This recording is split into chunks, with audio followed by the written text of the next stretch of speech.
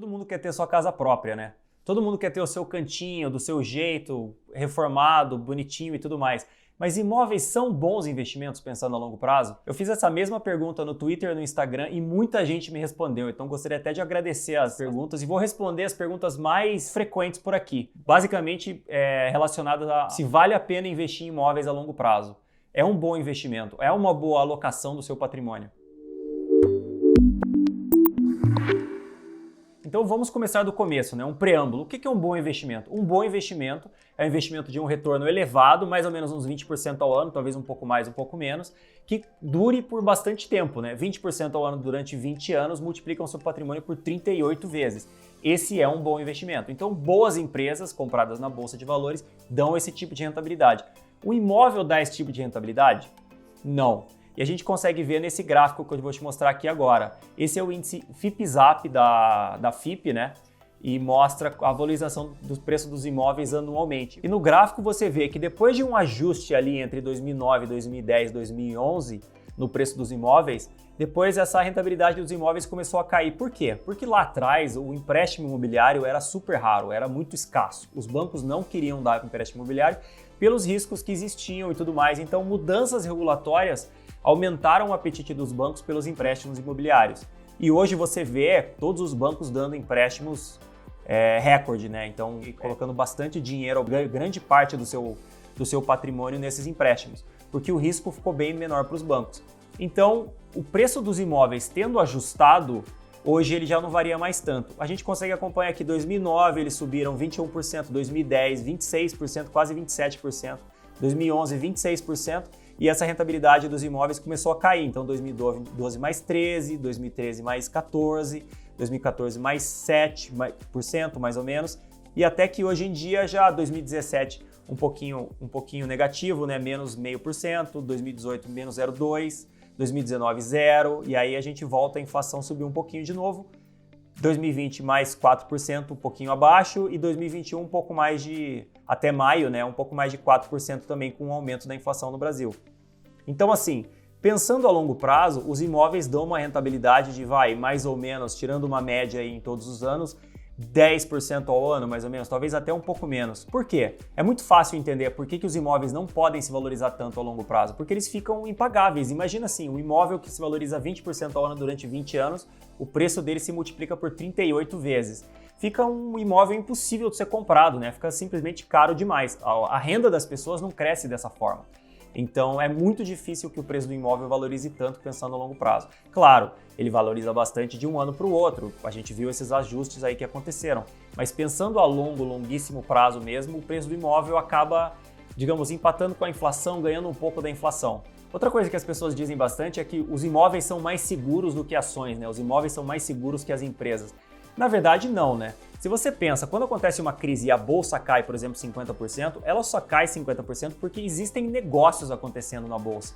O preço do imóvel também cai, mas o dono do imóvel simplesmente ignora o preço novo e não vende o imóvel dele a um preço menor. Acontece de vez em quando, mas normalmente as pessoas que têm imóveis pensam a mais longo prazo. Com essa mesma cabeça de imóveis na bolsa, com boas empresas, você pode fazer a mesma coisa. Se as suas ações caem na crise, você simplesmente não vende e uma hora as ações voltam àquele valor inicial. É a mesma coisa que um proprietário de imóveis pensa. Então, na verdade, o imóvel não é menos arriscado que ações na bolsa porque o seu preço varia menos. Porque, na verdade, o seu preço varia também junto com as ações na bolsa. Mas assim, boas empresas podem sim ser menos arriscadas que imóveis pensando a longo prazo. Um ótimo exemplo sobre segurança de imóveis é da proprietária do apartamento que eu alugo. Eu estou tentando comprar, mas ela acabou tendo muitas dívidas e eu estou tentando resolver esse imbróglio das dívidas no apartamento, né? Basicamente, ela comprava imóveis em leilão e depois alugava esses imóveis para outras pessoas e ficava com a renda de aluguéis, né? Mas o que aconteceu? Com a crise, muitos imóveis ficaram sem locação e ela continuou tendo que pagar IPTU, condomínio e tudo mais, e imóveis antigos, né, normalmente imóveis que vão para leilão são imóveis mais antigos, imóveis um pouco mais difíceis de serem negociados, ela acabou incorrendo em muito custo de uma vez e não vendeu os imóveis, ou não conseguiu vender os imóveis ao preço que queria. Basicamente, ela quebrou, mesmo tendo um patrimônio bastante grande em imóveis. Então, assim, essa iliquidez dos imóveis, né, e esses riscos ocultos, digamos, do imóvel não ficar alugado, ou de você ter que pagar IPTU e condomínio todo mês, não poder atrasar, é um risco bastante grande dos imóveis, que você não tem nas ações, não dessa forma, pelo menos. Né? E comprar um imóvel para alugar, vale a pena ter imóveis para alugar? Depende do quanto você ganha em cima desse imóvel, né? Então, normalmente, assim, em São Paulo, que os aluguéis são, digamos, mais valorizados, eu acho que bem mais valorizados que em outras capitais ou até em cidades menores, você vai ganhar mais ou menos uns 5% ao ano em cima do patrimônio que você tem investido no imóvel. Vale a pena? Assim, sinceramente, não me parece valer a pena. Você pode ter um empréstimo em cima do imóvel, né? Você faz um financiamento imobiliário que você consegue, sei lá, mais ou menos 6 ou 7% ao ano. Então, assim, o retorno do seu aluguel não paga nem o empréstimo imobiliário. Então me parece um investimento bem ruim pensando a longo prazo. Então como que é uma boa forma de pensar quando você pensa em talvez comprar um imóvel ou talvez ter bons investimentos pensando a longo prazo que tenham uma rentabilidade interessante e não vão, digamos, deixar seu patrimônio sem crescimento ou seu patrimônio travado no tempo, né? Uma boa forma de pensar, que inclusive foi um contrato que eu fiz com a minha mulher, que é arquiteta e adora arrumar a casa do jeito que ela quer e tudo mais, como todo mundo, né? Foi de assim, quando a gente tiver o valor completo do imóvel investido, obviamente a gente investe em ações e um pouquinho em caixa, né, só para a reserva de emergência e o resto é em ações. Então, quando a gente tiver o patrimônio equivalente ao valor do imóvel investido, a gente compra o imóvel completamente financiado, ou financiado com o máximo de dinheiro dos outros que a gente puder. Então, assim, hoje em dia, por exemplo, se eu quisesse comprar um apartamento de, vou dizer, R$1 milhão, então eu tenho R$1 milhão na bolsa, o que eu faço? Eu vou financiar o máximo que dá, eu preciso colocar 18% mais ou menos agora de entrada, então eu vou financiar um apartamento de R$1 milhão, vou dar de entrada 180 mil e o restante eu deixo aplicado em boas ações. Então, grande parte do meu patrimônio está sim tendo uma boa rentabilidade a longo prazo e uma pequena parte do meu patrimônio está, digamos, presa em um imóvel ou com uma rentabilidade um pouco menor que a rentabilidade de um imóvel. Essa para mim é uma boa forma de pensar. Ter imóveis sim é bom, mas não é uma alocação de patrimônio super interessante pensando a longo prazo, porque não é o percentual do seu patrimônio que vai te dar uma boa rentabilidade a longo prazo, que vai fazer o seu patrimônio crescer. Então é interessante ter uma grande parte do seu patrimônio focada em investimentos de longo prazo que tem uma boa rentabilidade de, sei lá, 20%. O investidor de valor, por exemplo, tem 30% ao ano de rentabilidade média desde o meio de 2015 até hoje. Então, 30% ao ano, digamos, se a gente seguisse o investidor de valor, e a gente aloca 18% do patrimônio para a compra desse imóvel. E dessa forma, a gente fica com um patrimônio muito bem alocado e, ao mesmo tempo, temos o imóvel. E aí, evoluindo nesse pensamento, você tem 82% do seu patrimônio alocado em ações e 18% do seu patrimônio alocado no imóvel, mas você precisa ir pagando as parcelas mensais desse imóvel. Como você paga as parcelas? Você pode pagar com o seu próprio salário, se você tem uma renda extra para isso. Se você não tem, você pode pagar com o rendimento que você tem das ações na bolsa. Mas como pensar nisso pensando a longo prazo? Uma forma de pensar é você criar um dividendo sintético. Então você investe esse dinheiro em ações, em boas empresas, pensando a longo prazo. Quando a bolsa sobe, você faz um caixa e você fica com um caixa robusto, pensando nas parcelas que você precisa pagar. Por exemplo, vamos dizer que você tem R$820 mil em bolsa, isso aí sobe 20%, por exemplo, você ganhou R$160 mil, você pega esses R$160 mil, coloca no caixa, deixa 820 ainda investido na bolsa, você coloca esses 160 no caixa para pagar as parcelas, digamos, pelos próximos 2 anos do apartamento. Dessa forma, o que acontece? Mesmo se a bolsa chacoalhar, e quando a bolsa cai, você não deve vender, obviamente, e pensando assim, você está evitando de ser obrigado a vender ações em um momento ruim, que é exatamente o que você não deve fazer, nunca venda ações em um momento ruim. Você se prepara para, mesmo que a bolsa cair, você tem um caixa que é robusto o suficiente para pagar, digamos, um bom tempo de parcelas do apartamento, sei lá. Eu pensaria em alguma coisa como 1 ano, se você quer ser um pouco mais conservador, talvez 2 anos. Então guarde em caixa 2 anos de parcelas do financiamento do apartamento para que você vá pagando essas parcelas. Obviamente no começo é mais difícil, né? Porque no começo, se as suas ações ainda não se valorizaram, você ainda não vai poder, digamos, fazer essa venda só da rentabilidade, então é um pouquinho mais desafiador. Mas depois, com o tempo, com as ações subindo, com um prazinho relevante, você já consegue estruturar o seu portfólio dessa forma. E é assim que eu, por exemplo, vou fazer. A minha ideia é comprar um imóvel, não pagar as parcelas do imóvel com o meu salário, né, com a minha renda mensal, mas pagar as parcelas do imóvel com o rendimento das ações que eu tiver na bolsa. Mas então, como eu não consigo prever quando eu vou ter esse rendimento na bolsa, eu penso sempre a longo prazo. Então, eu sempre vou ter guardado em caixa, guardado em fundo Selic Simples, em fundo DI, em algum fundo extremamente conservador. Eu sempre vou ter as parcelas, digamos, do próximo ano, dos próximos 2 anos, guardadas em CDI para eu conseguir pagar essas parcelas. E dessa forma você consegue tanto ter um bom investimento em uma parcela do portfólio que vai te render bons retornos pensando a longo prazo, quanto conseguir comprar um imóvel e não depender da sua própria renda mensal para pagar as parcelas, que de vez em quando pode ser um pouco pesado. Mas seguindo esse raciocínio, fica bem claro qual é o risco da bolsa pensando a longo prazo, né? O grande risco da bolsa é que ela balança. Não necessariamente isso é risco. O risco, na verdade, vem do resultado das empresas caindo a longo prazo. A bolsa subindo e caindo é só uma volatilidade de curto prazo. Então, pensando a longo prazo, o que você não deve fazer é vender ações quando elas caem. Você precisa se preparar de todas as formas para não vender ações quando elas caem. Quando as ações caem, você compra mais ações. Então, dessa forma que eu expliquei, você consegue se proteger das oscilações do mercado, ter um caixa robusto e, ao mesmo tempo, conseguir cobrir as parcelas ou cobrir esse gasto a mais com as parcelas do imóvel que você vai ter, né? Então, acho que é uma boa forma de pensar. Inclusive, você pode pensar numa aposentadoria fazendo a mesma coisa. Esquece o imóvel, você precisa de um dinheiro para se aposentar. E o meu pai faz exatamente isso.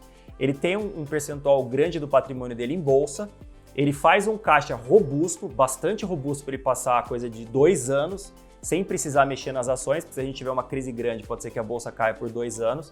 Então, ele guarda essa parcela de 2 anos do gasto dele mensal, mais ou menos, em fundo Selic, em fundo CDI ou em fundo Selic Simples, bem conservador, para que ele consiga se manter ou pagar suas despesas mesmo em um período que a bolsa não esteja tão bem. Quer dizer, ele tá preparado, mesmo tendo grande parte do patrimônio em ações, ele está preparado para não vender essas ações em um momento ruim. Ele está preparado para as crises.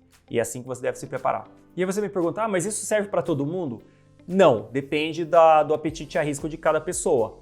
Cada pessoa tem o seu próprio apetite a risco. Isso é um exemplo, mas você pode balancear esse exemplo com, por exemplo, um pouco mais de caixa. Você pode ter 3 anos em caixa e menos em bolsa. Depende sempre do estômago da pessoa, da quantidade de ações que ela vai ter em seu portfólio. Então é sempre bom pensar nisso, porque a bolsa cai e quando a bolsa cai o desespero bate e o psicológico fica completamente afetado. Eu já vi muita gente vendendo ações no pior momento possível, muita gente muito pessimista no pior momento possível. A gente viu isso em março do ano passado, a gente viu isso nas redes sociais. Muita gente desesperada com bolsa a 70 mil pontos, quando é hora, na verdade, de comprar. Quando as pessoas deveriam estar comprando, elas estavam desesperadas vendendo. E é justamente por isso que a bolsa cai, né? Então você precisa se preparar de forma robusta, preparar o seu psicológico para as crises. Só assim esse planejamento a longo prazo vai dar certo. E aí muita gente me pergunta, né, quanto eu dou de entrada? Quanto eu financio? Então, no meu exemplo, eu pensei em financiar o máximo possível, já que os juros dos financiamentos estão mais ou menos a 6 ou 7% ao ano, mais ou menos. Ao mesmo tempo, por exemplo, no investidor de valor, a gente vem conseguindo uma rentabilidade de 30% ao ano.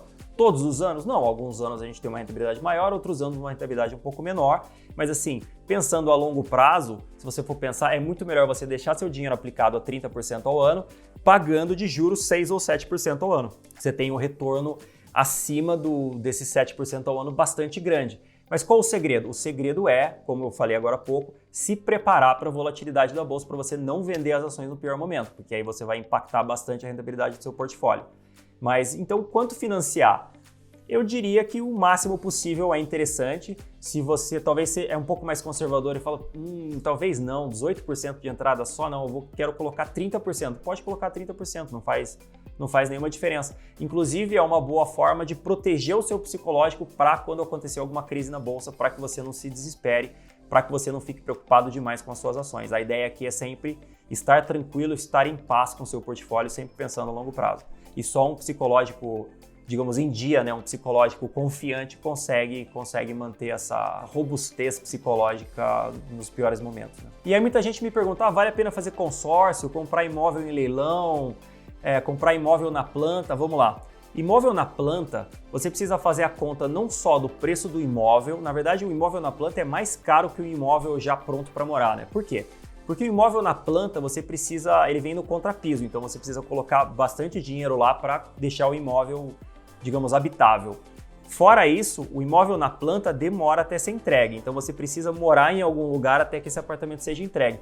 Todo esse gasto de aluguel, ou não sei onde você vai morar numa república ou vai morar na casa dos pais, todo esse gasto precisa ser somado ao valor do imóvel para você fazer a conta, porque se você compra um imóvel pronto para morar, você pode mudar para ele muito mais rapidamente, né? E um imóvel na planta vai demorar o quê? 2 anos, talvez, para que ele fique pronto e você possa morar. Então, todos esses gastos a mais você precisa colocar na conta.